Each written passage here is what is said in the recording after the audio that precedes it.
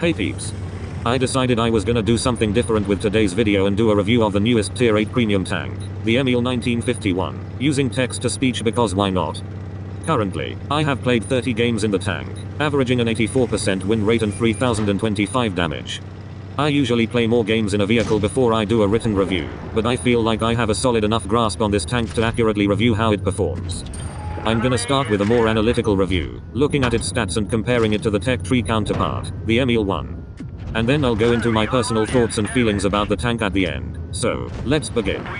The Emil 1951 is a tier 8 Swedish heavy tank and the direct premium counterpart to the tech tree version, the Emil 1, and, unfortunately, is only available through gambling with loot crates. So I can't recommend anybody get it. Especially with how similar it is to the tech tree counterpart, but we'll touch up more on that later. Firstly, I want to talk about the armor. The Swedish heavy tanks are known for their extremely resilient turrets and the same can be said for the Emil 1951 mostly. The front of the 1951's turret is only 160mm in thickness, as opposed to the tech tree's 180mm, and you'll really notice that 20mm of less armor when facing high penetration guns. When using full gun depression, the tech tree Emil can reach well over 300mm of effective armor, while the premium can only hope to reach about 170 to 180mm of effective armor. While this will still bounce a good amount of shells, you won't be able to sit in front of tank destroyers or heavies that want to load the gold like you can in the Emil 1. The frontal hull armor is similarly weaker, this time by a whole 25mm, only being 100mm. So don't expect to bounce much of anything unless, again, you're using your gun depression or facing an enemy with an extremely low penetration gun. Moving on now to the side armor, and unfortunately it's all bad news for the Emil 1951. The tech tree Emil has 80mm of side armor, meaning it could effectively side scrape in a pinch. However, the 1951 only has an abysmal 35mm of side armor, albeit with a 5mm plate of spaced armor, which can catch heat spam and, most importantly, high explosive shells. Which is nice when you consider that even a 90mm gun can penetrate the side armor of the 1951. Though you will need to be careful as the spaced armor doesn't cover the full side and leaves the top of the sides exposed, so you can still be penetrated there by high explosive. Unfortunately, it gets even worse for the side armor of the 1951 since it can be overmatched by any and all 106mm and up caliber guns. Similarly, the side of the turret can also be overmatched by all 90mm and up caliber guns. So, long story short, never let your enemies get your sides in this tank. But it's not all bad news for the Emil 1951, especially when it comes to the gun, which again, varies slightly from its tech tree counterpart, this time for the better. The 105mm cannon on the premium reloads faster by about a second but trades the 320 alpha damage of the Emil 1 for 310. Still, the increase in reload speed is enough for the 1951 to still have a very small DPM advantage over the Emil 1, which I personally prefer. The penetration of the 1951 is also much better on both its standard and gold rounds, with it having 230mm of armor piercing and 270 on its APCR. While I was playing, I rarely ever found myself needed to fire gold and did so more for convenience instead of necessity. So as far as premiums go, this is a very economical tank that can still push through to pen the tier 9s when it needs to. The gun handling is also a step up from the Emil 1. While the base dispersion hasn't been changed, there's noticeably better dispersion while moving and traversing the hull, making on the move shots a lot more consistent and lets you move back and forth on a ridgeline to try and make up for the slightly weaker turret. The turret also traverses faster than the tech tree Emil, letting you keep up with mediums and lights that are trying to circle you better. Oddly enough, you do lose 1 degree of gun elevation when compared to the tech tree Emil, but that shouldn't have too drastic of an effect on gameplay. Another really amazing feature of the 1951 is its mobility, which again, is a major step up from the Emil 1, as it should be since you lose a lot of armor. The top speed is 40 km/h and I often found myself going over that when using the engine boost or going downhill. You can really get around quite quickly and it feels very nice, especially when you're carrying around a devastating 930 damage salvo.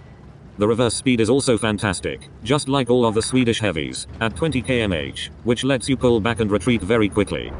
And to add another advantage over the tech tree tank, the 1951's terrain resistances on all hard, medium, and soft terrain are much better than the Emil 1's and also has much better hull traverse.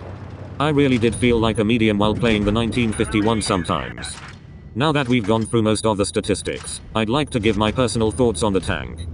As I just mentioned, the 1951 really does feel like a medium sometimes. It gets around very quickly and proficiency and is absolutely devastating when it arrives. I never really felt like the weaker turret held me back, but it was noticeable. Especially in the prolonged fights against enemy heavies and when I'd get into tier 9 games. But as long as you get into a position when you can use most or all of your gun depression, you'll still be bouncing the majority of shells that come your way. Against the high-pen tanks, I like to go back and forth on a ridge to try and make them miss, using the wonderful forward and reverse speeds. The long clip reload of around 20 seconds initially put me off, but it's not hard to rack up the damage in this tank at all. It's got very good effective DPM since it can reliably hull down and has such good pen on its shells. There were a lot of times where I'd get to 2000 damage before I even knew it, and then 3k was just a clip away. A way I measure if a tank is good or not is how much of an impact it can have on a battle. Things like, how well can a tank turn the tide of a battle into its favor, or how threatening is it to the enemy team, and how high is its ability to carry a match. And the 1951 definitely falls into the category of high impact vehicles in my book.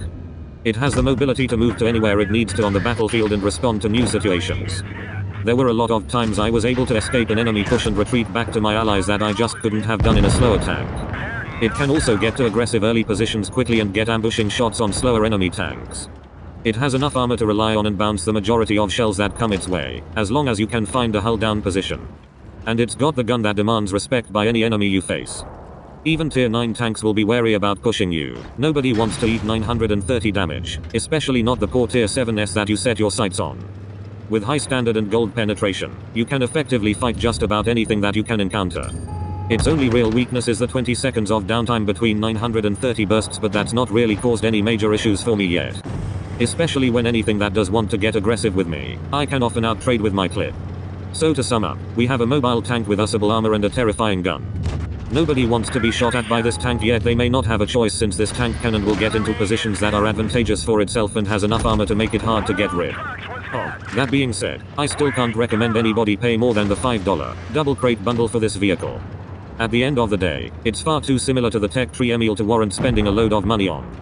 And some of the more average players may even prefer the Emil 1 due to its more forgiving armor. If you desperately want a premium version of the Emil 1, then go for it. Maybe you'll get lucky like I did. And that about wraps it up for my review of the Emil 1951. I hope you peeps enjoyed this style of video. Maybe I'll do more like it in the future. And I hope the background footage gave you a good idea on how the tank plays if you don't already own an Emil 1. So thank you all so much for watching this episode, and I'll see you all in the next video. Bye bye.